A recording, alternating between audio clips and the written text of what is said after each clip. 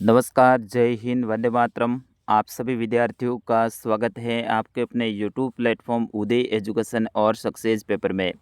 विद्यार्थियों, आज के इस वीडियो में लेके आया हूँ 8वीं बोर्ड परीक्षा 2025 की दृष्टि से इम्पोर्टेंट आपके सामाजिक विज्ञान का प्रश्न पत्र, जो कि आपके आने वाले बोर्ड एग्ज़ाम की दृष्टि से वेरी वेरी मोस्ट इम्पोर्टेंट रहने वाला है और आप सभी विद्यार्थियों के लिए वरदान साबित होने वाला है।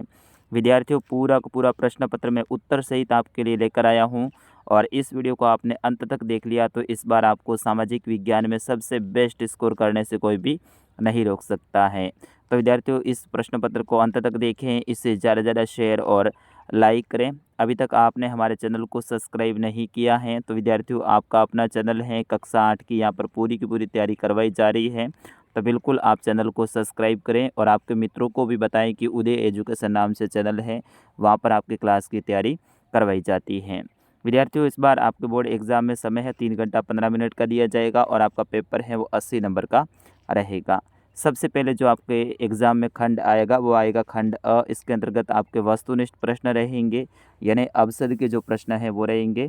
तो इसमें पहला प्रश्न देखिए, 17 जुलाई 1734 को आयोजित हुरडा सम्मेलन में निम्न में से राजस्थान के किस शासक ने भाग लिया था? सवाई जय सिंह आमेर, महाराणा जगत सिंह मेवाड़, अभय सिंह जोधपुर या उपयुक्त सभी।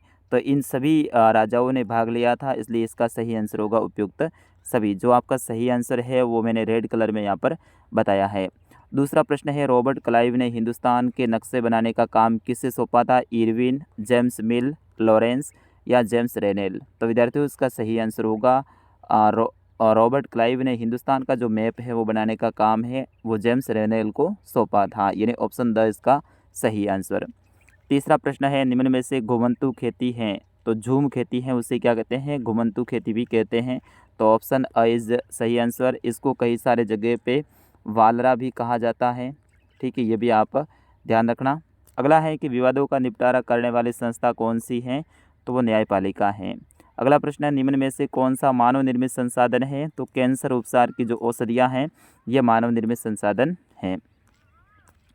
अगला है, राजस्थान में सर्वप्रथम मराठाओं ने कब प्रवेश किया था? आपके एग्जाम में सपने वाला वेरी वेरी मोस्ट इम्पोर्टेंट ये प्रश्न है। तो राजस्थान में सबसे पहले मराठाओं ने 1711 में प्रवेश किया था, ऑप्शन ब इसका सही आंसर।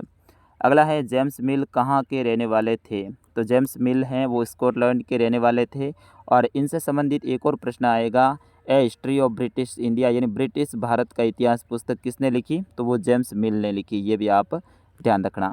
अगला है, बिरसा का संबंध था, तो बिरसा का संबंध है वो छोटा नागपुर के पठार से था और ये मुंडा जनजाति से संबंधित थे, ये भी आप ध्यान रखना।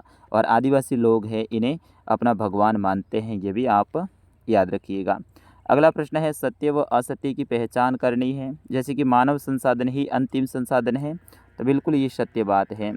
अगला है, विश्व का सर्वाधिक जनसंख्या वाला देश चीन है, तो बिल्कुल सही बात है। अभी तक अपने नवीनतम जनगणना हुई नहीं है। अगर नवीनतम जनगणना होगी तो मेरे हिसाब से सर्वाधिक जनसंख्या वाला देश अपना देश इंडिया हो जाएगा, लेकिन वर्तमान में कौन है? चीन है।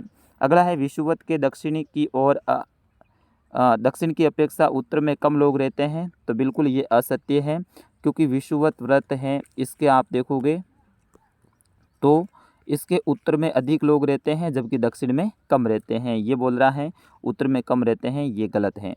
और विश्व में एशिया में सर्वाधिक जनसंख्या निवास करती है, तो ये सत्य बात है। जनसंख्या की दृष्टि से और क्षेत्रफल की दृष्टि से भी एशिया महाद्वीप है वो बड़ा है।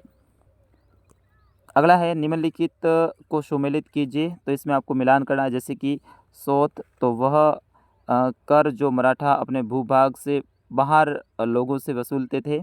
और दूसरा है, इससे मनसबदार, मुगल साम्राज्य में बतौर इनाम दिया जाने वाला पद मनसबदार कहलाता था। और तीसरा है, दीवानी, दीवानी का मतलब होता है भू राजस्व वसूल करने का अधिकारी या फिर अधिकार। और रानी चेन्नम्मा है वो कित्तूर में अंग्रेजों के विरुद्ध आंदोलन का नेतृत्व इन्होंने किया था। 11वां प्रश्न है, मजदूरों को उचित वेतन मिल सके इसके लिए सरकार ने कौन सा कानून बनाया है? तो इसके लिए सरकार ने न्यूनतम मजदूरी अधिनियम 1948 बनाया है। अगला है, महिला सशक्तिकरण हेतु विद्यमान किन्हीं दो कानूनों के नाम बताने हैं आपको। तो महिला सशक्तिकरण के लिए एक लिखोगे बाल विवाह निषेध अधिनियम 2006, दहेज निषेध अधिनियम 1961। तो ये 2 कानून आप बता सकते हैं। अगला प्रश्न है 13वां, भारतीय ब्रिटिश सैनिक समुद्र पार क्यों नहीं जाना चाहते थे? क्योंकि उन्हें लगता था कि समुद्र पार यात्रा से उनका धर्म और जाति भ्रष्ट हो जाएंगे। अगला है राजस्थान के किन्हीं 2 कुटीर उद्योगों के नाम लिखने हैं। तो यहाँ पर मैं 4 लेकर आया हूँ। मिट्टी के बर्तन बनाना, टोकरी व चटाई बनाना, हथकरघा उद्योग और चर्म उद्योग यानी चमड़ा उद्योग। तो इस तरह से आप इनमें से कोई भी 2 बता सकते हैं।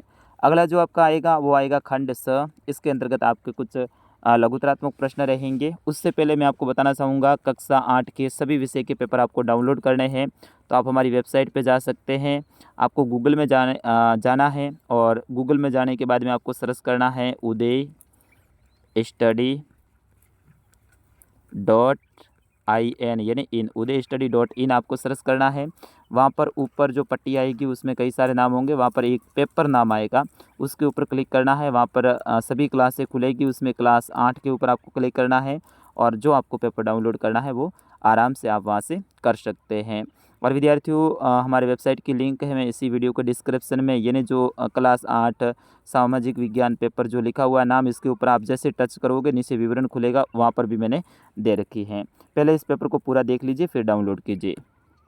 चलिए 15वां प्रश्न है, मुगल सम्राट द्वारा बंगाल का दीवान ईस्ट इंडिया कंपनी को बनाए जाने के बाद स्थानीय कारीगर गांवों को छोड़कर क्यों भागने लगे? तो इसका सही आंसर होगा मुगल सम्राट औरंगजेब जब बंगाल का दीवान ईस्ट इंडिया कंपनी को बनाए जाने के बाद में स्थानीय कारीगरों को उनके द्वारा उत्पादित सामान को कंपनी बहुत कम मूल्य देकर खरीदती थी, अतः ये लोग गांव छोड़कर भागने को मजबूर हो गए, क्योंकि उनके उत्पादित जो सामान है उसके बदले में उनको पैसे हैं वो कम देते थे, मूल्य हैं वो कम देते थे, इसलिए बेचारे वो गांव वाले हैं वो क्या करते थे, इसलिए वो वहाँ से छोड़कर भागने लगे। अगला प्रश्न है, वाणिज्यिक अनाज कृषि का वर्णन कीजिए। तो विद्यार्थियों इसका सही आंसर होगा वाणिज्यिक अनाज कृषि वाणिज्यिक कृषि का ही एक प्रकार है। इस प्रकार की कृषि में फसलें वाणिज्यिक उद्देश्य से उगाई जाती हैं, यानी वाणिज्यिक का मतलब क्या होता है, पैसे कमाने के उद्देश्य से उगाई जाती हैं। इसमें गेहूँ मक्का मुख्य रूप से उगाई जाती हैं। विश्व में उत्तरी अमेरिका, यूरोप, एशिया के शीतोष्ण घास के मैदान वाणिज्यिक अनाज कृषि के मुख्य क्षेत्र हैं और ये क्षेत्र सैकड़ों हेक्टेयर के बड़े फार्मों से युक्त न्यूनतम जनसंख्या वाले हैं। अगला है, उद्योगों से उत्पन्न जोखिमों को कम करने के उपाय बताइए। तो विद्यार्थियों इसका सही आंसर होगा घने बसे आवासीय क्षेत्रों को औद्योगिक क्षेत्रों से अलग बहुत दूर रखा जाना चाहिए। पहला क्या करोगे, क्योंकि उद्योगों में कोई भी घटना हो सकती है, तो आपका जो उद्योग है वो आवासीय क्षेत्र यानी जहाँ पर लोग ज़्यादा रहते हैं वहाँ पर आप उद्योग स्थापित नहीं करोगे, उनसे दूर स्थापित करोगे। दूसरा क्या बताना है, उद्योगों के समीप बसने वाले लोगों को दुर्घटना से होने की स्थिति में विषैले या खतरनाक पदार्थों के संग्रहण और उनके संभाव्य प्रभावों का ज्ञान होना चाहिए। अब मान लो आपने आसपास में लोग रहते हैं और आपने उद्योग कोई खोल लिया है, तो उसके अंदर विषैली गैस वगैरह जो भी हैं तो उनसे क्या दुष्परिणाम हो सकते हैं ये लोगों को पहले ही जानकारी दे देनी चाहिए, ताकि कोई घटना हो तो ऐसे में लोग वहाँ से सुरक्षित भाग सकें। तो ये जानकारी देनी हो, तो इससे क्या होगा, जोखिम कम हो जाता है।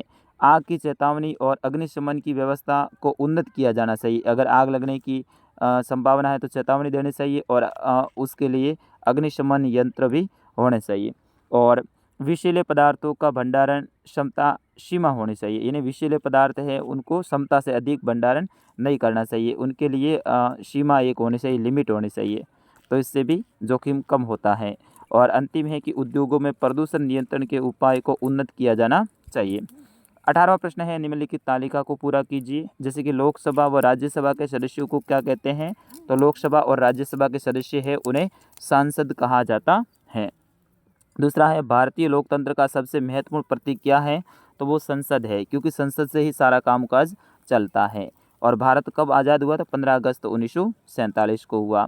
और लोकसभा में सत्ताधारी दल का मुखिया कौन होता है, तो वो प्रधानमंत्री होता है। 19वां प्रश्न है, आदिम निर्वाह कृषि के प्रकारों का वर्णन करना है। और इसी में दूसरा रहेगा, उद्योग किसे कहते हैं, आकार के आधार पर उद्योगों का वर्गीकरण करना है। 20वां प्रश्न है, कच्चे माल के उपयोग के आधार पर उद्योगों को विभाजित कीजिए। 1857 की क्रांति के समय राजस्थान में कौन कौन सी सैनिक छावनी थी? तो 6 सैनिक छावनी थी, ठीक है ना, उनके नाम आपको लिखने हैं। और राजस्थान के मैप में आपको सिरोही, सीकर, जोधपुर, जालौर और बीकानेर बढ़ना है। तो विद्यार्थियों ये आपका बीकानेर है और ये सिरोही है, ये जालौर है और जो जोधपुर ये आपका जोधपुर है। तो इस तरह से आपको इसमें भरना है। और सीकर की बात हो रही है तो ये वाला सीकर है, ये वाला। तो इस तरह से आपको राजस्थान के मैप में भरना है। फिर उसके बाद में खंड द आता है जिसमें निबंधात्मक बड़े बड़े प्रश्न रहते हैं और प्रत्येक प्रश्न आपके 4-4 नंबर का रहेगा। 22वां प्रश्न है, नीचे दिए गए 3 प्रश्नों में से 2 के उत्तर देने हैं। अंग्रेजों ने 1857 के विद्रोह को कैसे दबाया था? वो आपको लिखना है। 1937 से 47 की उन घटनाओं पर चर्चा कीजिए जिनके फलस्वरूप पाकिस्तान का जन्म हुआ। भारत पाकिस्तान के विभाजन के क्या परिणाम निकले हैं वो आपको बताना है। तो 3 में से 2 प्रश्नों के उत्तर देने हैं। 23वां प्रश्न है, निम्न पर टिप्पणी लिखी, वन्य जीवन और पारितंत्र, इनके ऊपर आपको टिप्पणी लिखनी है। अथवा में ऑप्शन रहेगा, मृदा संरक्षण के उपायों का वर्णन कीजिए। 24वां प्रश्न है, किसी लोकतांत्रिक देश को संविधान की जरूरत क्यों पड़ती है? अगर ये आपको नहीं आता अथवा में ऑप्शन रहेगा, धर्म को राज्य से अलग रखने की आवश्यकता क्यों है। 25वां प्रश्न है, निम्न में से किन्हीं 3 में से 2 प्रश्नों के उत्तर देने हैं। तो राजस्थान के प्रमुख दुर्गों के नाम लिखते हुए एक दुर्ग का वर्णन करना है। तो मेहरानगढ़, रणथंभौर, जालौर दुर्ग, जैसलमेर का किला, आमेर का किला, तारागढ़ अजमेर, तारागढ़ बूंदी, ठीक है, चित्तौड़गढ़ का दुर्ग, इनमें से कोई भी एक के बारे में आप लिख सकते हैं।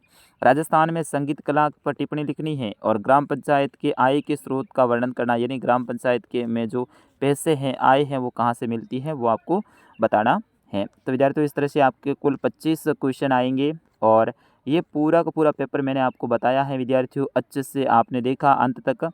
अब आप इसको डाउनलोड कर लीजिए, हमारी वेबसाइट पे जाइए। वेबसाइट का नाम मैंने पहले बता दिया है, उदय स्टडी .in जो पीछे लगा वही वेबसाइट खोलनी, उदय स्टडी नाम से। और भी खूब सारी वेबसाइट हैं दूसरे लोगों की, वो आपको नहीं खोलनी, आपको IN वाली खोलनी है अपनी वेबसाइट। और वहाँ पर एक ऑप्शन मिलेगा आपको पेपर, क्या मिलेगा? पेपर। पेपर के ऊपर क्लिक कीजिए, वहाँ पर क्लास सभी दे रखी हैं, उनमें से 8 के ऊपर आपको सिलेक्ट करना है और फिर वहाँ से पेपर डाउनलोड का ऑप्शन आपके लिए आ जाएगा। तो फिलहाल विद्यार्थियों इस पेपर में इतना ही, मिलते हैं अगले वीडियो के साथ में, तब तक के लिए मुझे अनुमति दीजिए। नमस्कार, जय हिंद, हंसते रहिएगा, मुस्कुराते रहिए, वंदे मातरम।